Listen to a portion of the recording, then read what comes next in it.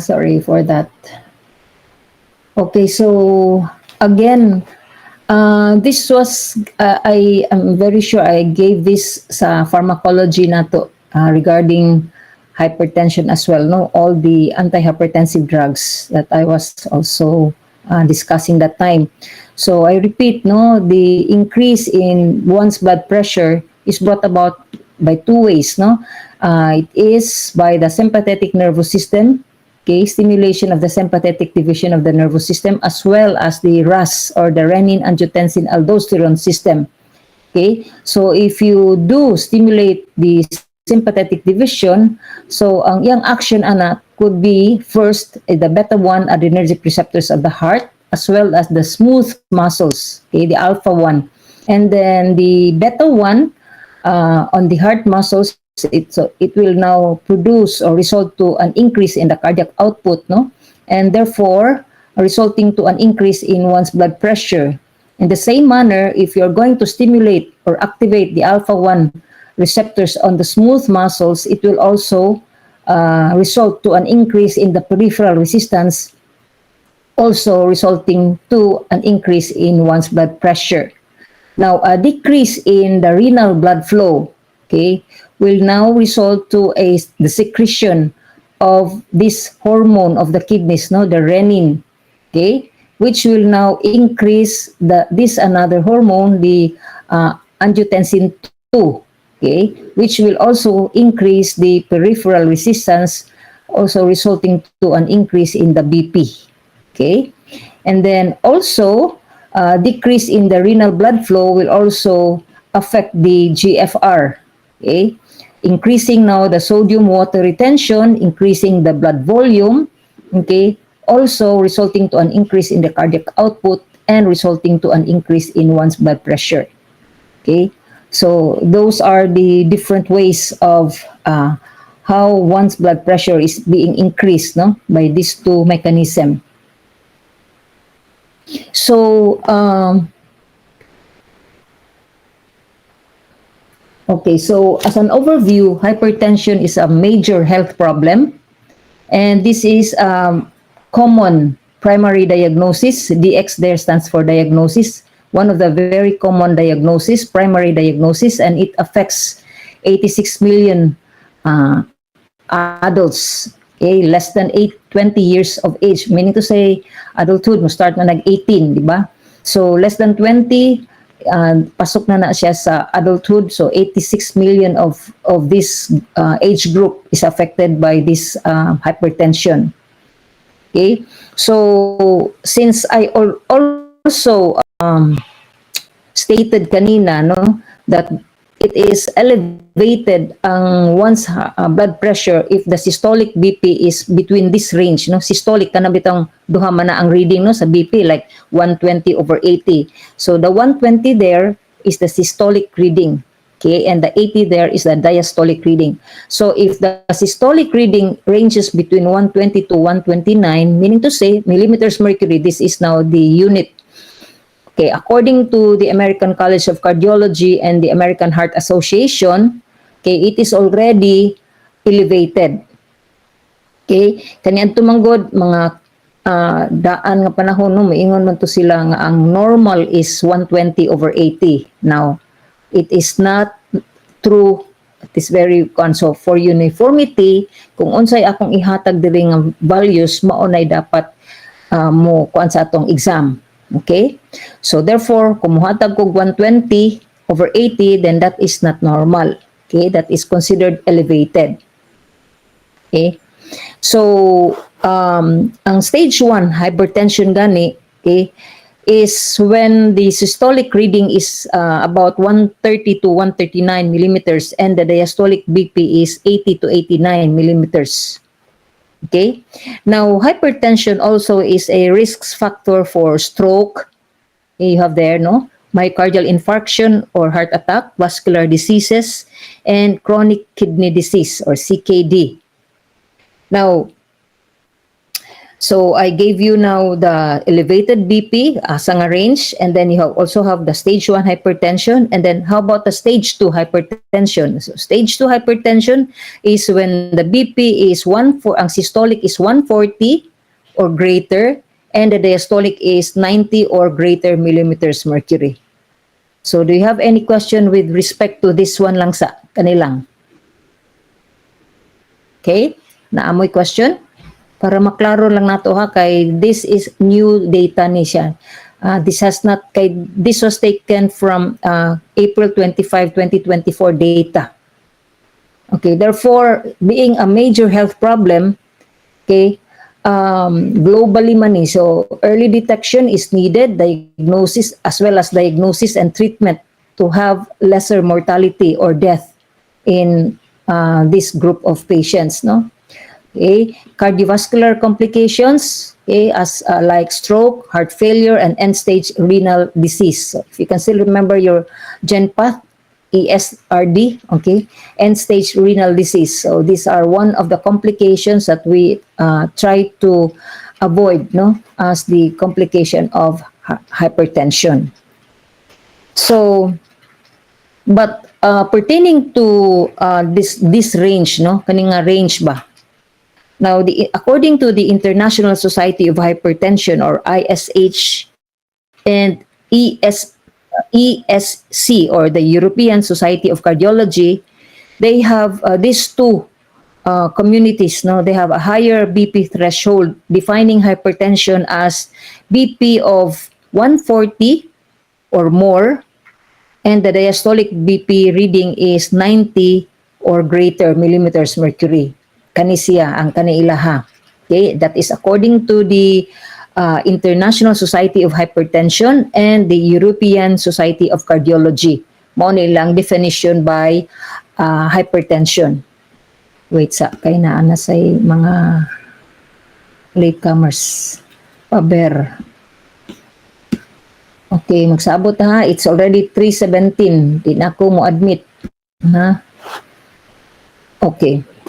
So, hypertension can be classified or categorized as primary hypertension, secondary, and there is that other type, no, the emergency, no, the hypertensive emergency cases. So, as to these two, the common are these two, primary hypertension. So, this developed as a result of different environmental or genetic causes. Okay, and this constitutes 90 to 95% of cases. While the secondary type of hypertension, okay, can be secondary, okay, naabay laing sakit like renal, vascular, and endocrine causes. So lesser ni sila, okay, about 2 to 10% of cases na siya. Okay, now when you say primary, okay, another term for that is essential. Okay. So primary or essential hypertension, okay, this has no identifiable secondary causes, non primary or essential. Okay. Now, as to this one here, okay, ako ni gi-change kay when you go over sa different notes, no, katong sa mga previous PrinceMed na mga kuan, this is different. Okay, kaning range, specifically kani. Okay? So, try to correct that one, no? Kay, for uniformity lagi, akong i-repeat, ha? We have to follow what is given karon nako ninyo. Okay. So, how do we diagnose this case, no? Kani mga hypertensive cases? So, there should be evaluation. Okay? Now, evaluation involves accurate measuring of patient's blood pressure, okay, and we have to get a focused type of medical history and physical examination, and also do laboratory studies.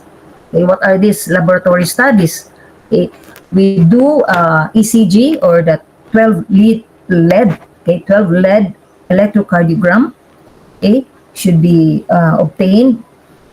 And also this specifically, this ECG will obtain, no, some of the different diagnoses like presence of end organ disease, possible causes of hypertension, cardiovascular risk factors, or a baseline value for the biochemical effect of therapy. Okay, so other studies that could be done, okay, laboratory-wise, you have the CBC, basic metabolic panel, okay, like your lipid panel perhaps, okay, chest x-ray, and also urinalysis, UA there, or urine analysis, no? Specifically for microalbumin. Now, for life check, na nasa inali, balon, Miss Balon. So,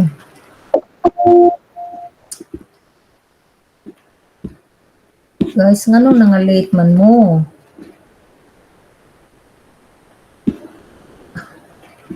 Tanang Miss Colegio, what time did you end up sa lecture sa PICAS? The class before this class? Miss Colegio? Kathleen?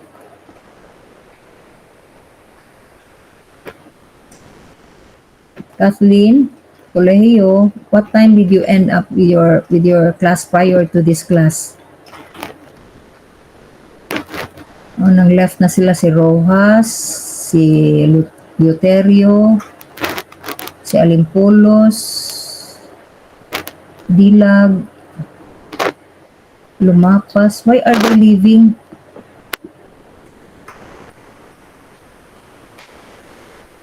I don't understand.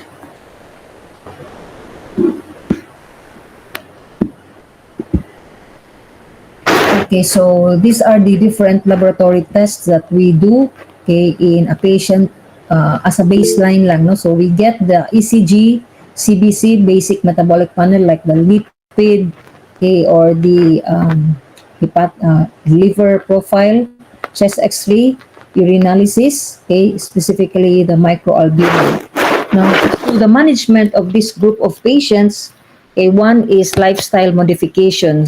So, according to the Joint National Council 7, they recommend 2 or more of these lifestyle modifications, no, to achieve greater results, to decrease the blood pressure, and also so that there will be more or less kanang mga cardiovascular diseases risk will be also reduced or lessened. So what are these lifestyle modifications? So weight loss is number 1.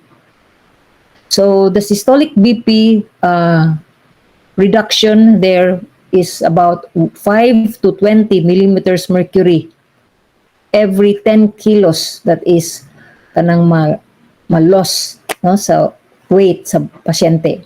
Okay, I hope you're taking it down kay wala tanan na sa ato ang what's this PPT.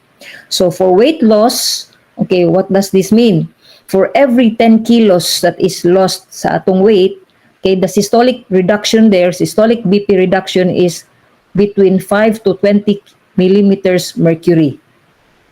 Now, also, alcohol intake should be limited, okay, to more than, okay, no more than 1 ounce or 30 ml of ethanol per day for men, and for women, 0.5 ounces or 15 ml of ethanol per day for women. I hope you're taking it down. Now, for sodium also, we have to limit the intake of sodium to no more than 100 millimoles per day, or that is roughly around 2.4 grams of sodium or 6 grams of sodium chloride.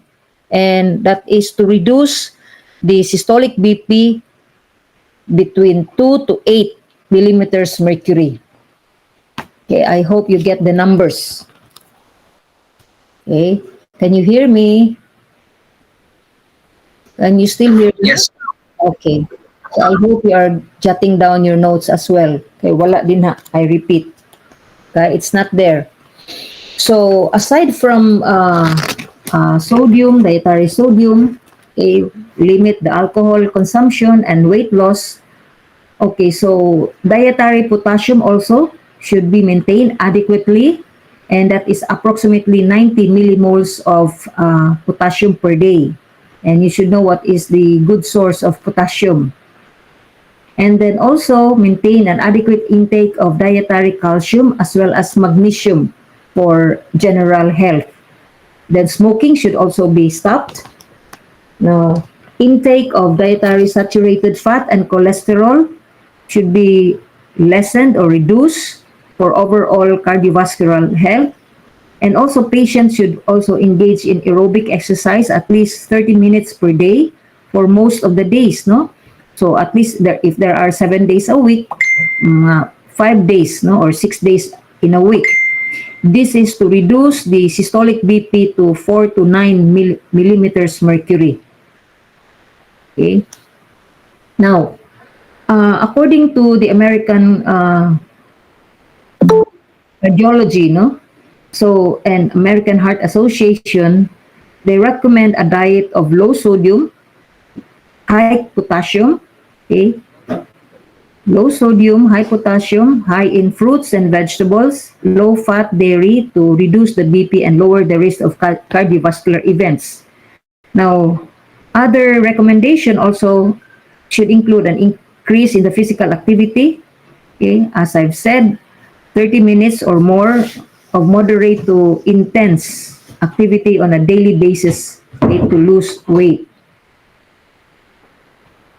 So, according to the European Society for Cardiology, no, they recommend 2018 ni siya nga data, a low sodium diet.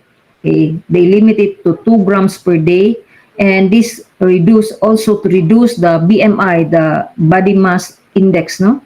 So, to 20 to 25 kilos per meter square, and the waist circumference is should be less than 94 centimeters in men. So you try to kung pila na ka-inches ang 94 centimeters in men and in less than 80 centimeters in women. So ang pagkuan na is you divide that number, palitan 94 divided by 2.54 to get the inches.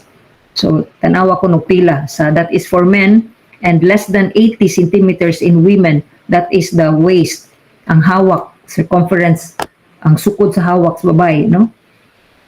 So that is one way, no, reducing the BMI to 20 to 25 kilos per meter square, aside from low sodium diet, and also to have that goal sa waist circumference less than 94 or less than 80 sa women centimeters.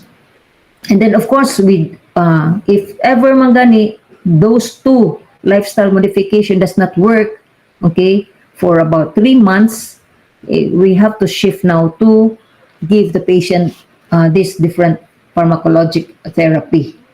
So if lifestyle modification are not enough to achieve the goal blood pressure, there are several drug options for treating and managing hypertension. So you have there thiazide diuretics, you're very familiar with this, okay? So perhaps in the examination that I'm going to give, please also go over your pharma notes, no? So you have your thiazide diuretics. I don't know if you can still remember, there are 3 types of diuretics, no? So thiazide is one.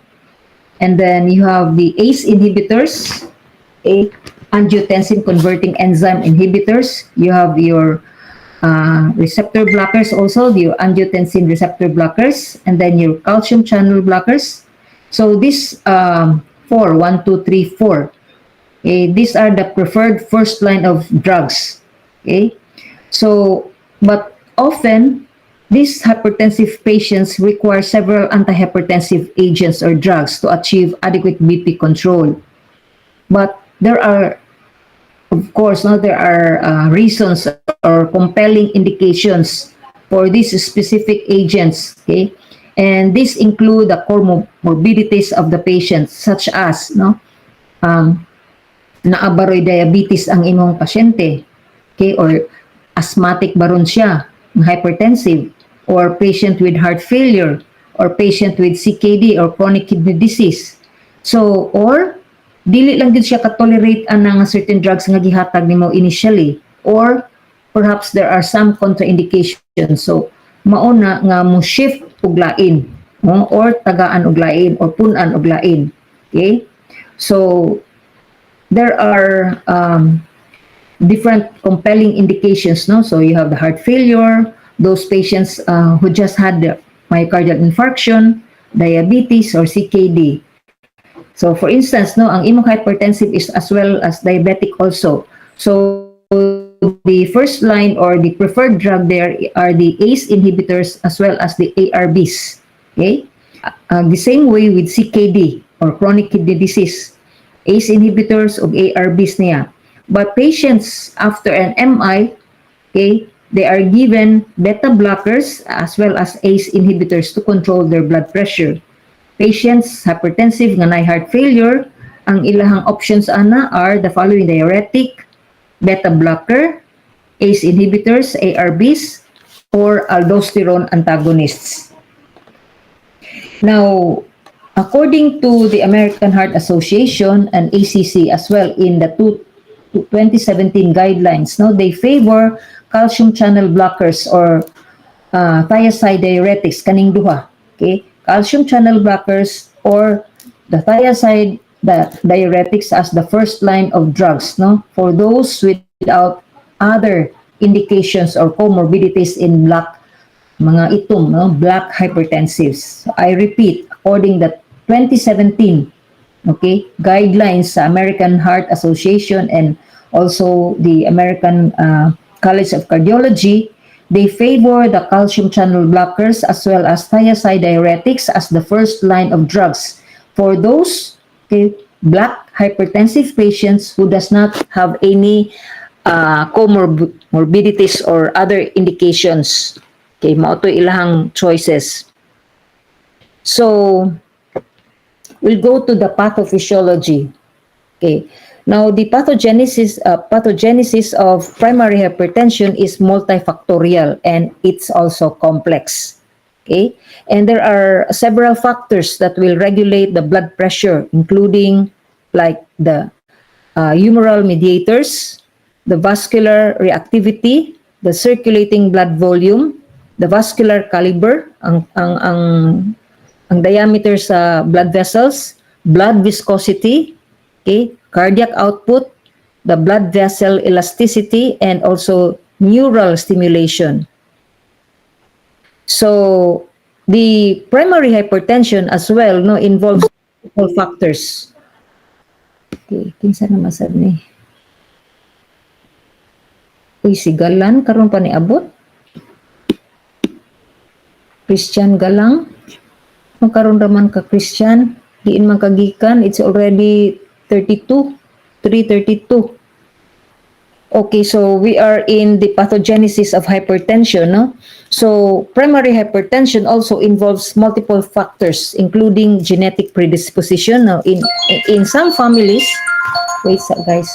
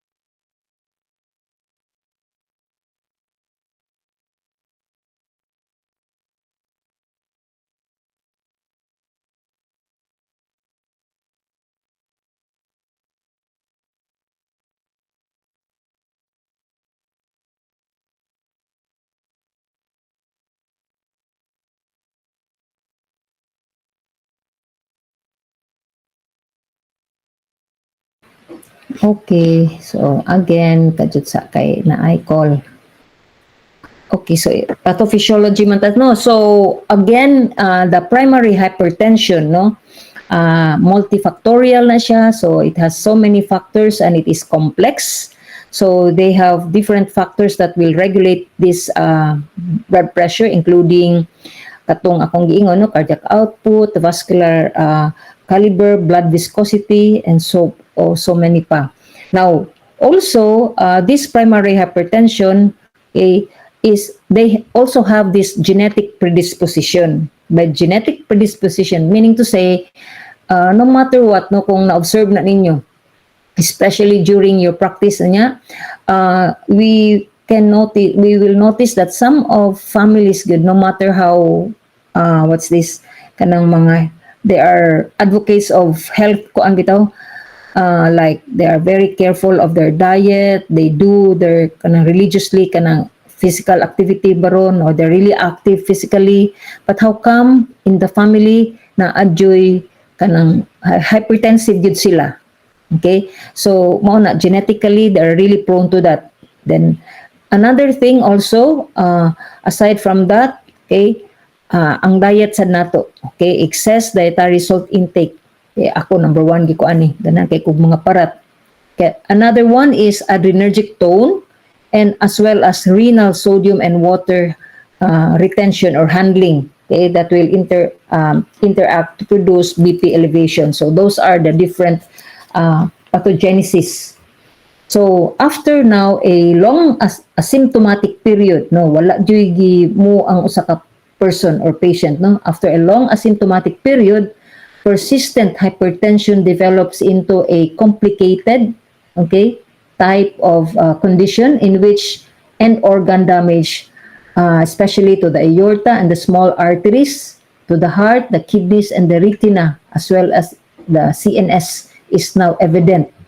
Okay, so that is now the FATE, F-A-T-E. Okay, that is how it happen, no, or result ang niyang end organ damage if that persistent hypertension kay asymptomatic man siya in the first place, and then mo-complicate na siya sa katong end organ damage to those different organs. Now, a general progression of primary hypertension, okay, is as follows. Okay, you have their pre-hypertension in persons aged 10 to 30 years of age, okay, and that is now by an increase in the cardiac output. And then you also have an early hypertension in persons 20 to 40 years of age, okay, where there is now an increase in the peripheral resistance, is very prominent. And you already have an established hypertension in persons aged 30 to 50 years of age, and complicated na ang hypertension in persons aged 40 to 60. Okay, that is the progression of the primary hypertension. Okay, so mag-start din na og 10 to 30 years of age, you know, ang increased cardiac output. Okay, dayon 20 to 40 years of age, ang increase na due to the increase in the peripheral resistance. Okay, age 30 to 50, makita na gyud na during kanang routine check-up baron, no, na siya increase in the BP niya. So that is around 30 to 50 years of age. And then complicated na kung wa joy nabaw-an, wa joy nakit-an, walay gibuhat, so at around 40 to 60 years of age, complicated na. Now, as to etiology, so you know what's the meaning of etiology, no? Causes. So hypertension can be primary, which may develop as a result of environmental or genetic causes, or secondary, which has multiple etiologies, including renal, vascular, and endocrine causes. So now, as I mentioned earlier, also aside from primary or essential and secondary cause, we also have hypertensive emergencies. Okay, so this third group or category of hypertension, the hypertensive emergencies or crisis, no, in some literature or textbook, you might encounter hypertensive crisis. The same thing niya, hypertensive crisis or emergencies are most often precipitated by inadequate medication or poor adherence to those medication. If ever naa pero wala lang mo comply ang patient. Okay? So what are the causes of secondary hypertension? Okay, so we're done with primary and then we go now to the secondary hypertension. It can be renal ang cause in around 2.5 to 6% of cases. So this can be renal parenchymal diseases and renal vascular diseases. What are these? I think na kuan na ning uban ninyo no na disconnected. Wala jud si Asok karon pa lang. Kindly take note of that ha. It's already 3:40. Okay, so as to the renal causes, okay, it can be renal parenchymal or renal vascular disease such as polycystic kidney disease, chronic kidney disease, urinary tract obstruction, renin-producing tumor, and nephrotic syndrome as well, no? Mga GN or glomerulonephritis as well. Ang vascular causes, okay, could be coarctation of the aorta, vasculitis, and collagen vascular diseases. And then you also have their endocrine causes, okay, secondary. So this accounts for the largest proportion of secondary hypertension, mga 10 to 20%. And this include hormonal imbalances. Now, exogenous causes include administration of steroids, okay, like also primary hyperaldosteronism is the most common endogenous hormone abnormality causing hypertension. And then, of course, I don't know if you can still remember pheochromocytoma, although this is rare, okay, and also the chromaffin cell tumors that produce catecholamines. Cushing's syndrome is caused also by excess glucocorticoids and can present in a variety of ways, including weight gain, menstrual irregularity, mood disorders, muscle weakness, abdominal striae, and enlargement of the pad fat on the dorsal neck. So another common endocrine cause of hypertension is the use of oral contraceptives. Okay, so this is due to the activation of the RAS or the renin-angiotensin-aldosterone system. Okay, so this can cause an increase in the hepatic synthesis of angiotensinogen in response to the estrogen, which is a component of the or most of the oral contraceptives. So approximately 5% of women taking these oral contraceptives may develop hypertension, okay, which will also abate or mawala ra pud na siyang increase ang BP sa usa ka babae if after 6 months of discontinuation of the oral contraceptive use, okay, mawala ra pud na siya. And then exogenous administration of steroids as well, no, used for therapeutic purposes also increases one's blood pressure, okay, especially in susceptible individual, okay, and this is because of volume expansion. NSAIDs as well, no, non-steroidal anti-inflammatory drugs can also have an adverse effect on our blood pressure. Okay, so NSAIDs will block both the COX-1 and COX-2, cyclooxygenase 1 and cyclooxygenase 2 enzymes. So the inhibition of this COX-2 can inhibit its natriuretic effect, which in turn increases the sodium retention. Okay, NSAIDs as well inhibit the vasodilatory effect of prostaglandins, no, and the production of the vasoconstrictor factors, namely the endothelin 1. Okay, so this can contribute to the induction of hypertension in supposed to be normotensive or controlled hypertensive individual. So in other words, we have to be very cautious in taking or in prescribing these drugs to our hypertensive patients, no. So you also have their drugs and other toxins, no, drugs and toxins that can cause hypertension. Okay, for example of this are the alcohol, cocaine, cyclosporine, NSAIDs, erythropoietin, the adrenergic medications as well, no, and your decongestants, no, containing ephedrine. That's why there is this certain medications nga gipanghatag kani antunas mga newborns nga mga not newborns kanang mga infant kay kanang bitang sipunon para decongestant, and also they try to withdraw it from the market kay tungod aning reason. As well as herbal remedies and candy that contains licorice or ephedrine. Okay, and then also nicotine. Okay, that is a component of cigarettes. No, other causes includes hyperthyroidism, hypothyroidism, hypercalcemia, acromegaly, pregnancy, and obstructive sleep apnea. So these are also some of the other causes or etiology. So you have the third one, no, the hypertensive emergencies or crisis. So this is a very common hypertensive emergency, okay, wherein there is rapid unexplained rise in the blood pressure in patients with chronic essential hypertension.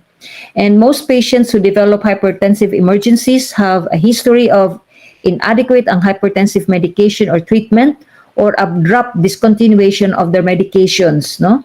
So other causes of hypertensive emergency include the use of recreational drugs. So you know what are recreational drugs? Or either it can also be due to an abrupt clonidine withdrawal or post pheochromocytoma surgery or removal and systemic sclerosis. Okay? So there are also other causes like sa pamailain, amphetamines, your shabu, okay? Pills that are used for kanang nag-diet, okay? Diet pills, oral contraceptives, other drug interactions like MAO inhibitors with tricyclic antidepressants, antihistamines, kanang mga for allergies, okay? Or the tyramine containing food like the cheese, okay?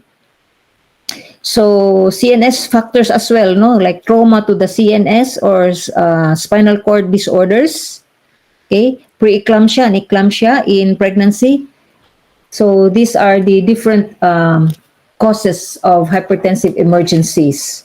So epidemiology, this is a worldwide epidemic, okay. So unsa pa man. Accordingly, I said it involves or it affects 86 million adults with a prevalence of 34%.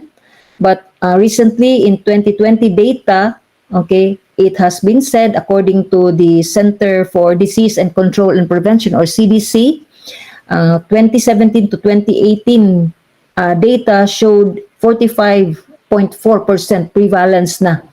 Okay, dati 34, karon na anay data sa 2017 to 2018 na 45.4% prevalence among ang age population 18 years and older. Okay? And with this data, higher kuno ni makita nila sa males, no, 51% among males and among females 39.7%. Okay? So globally, there is an estimate na 26% of the population of the world, no, is affected with hypertension. Okay, around 972 million. Okay, 972 million na.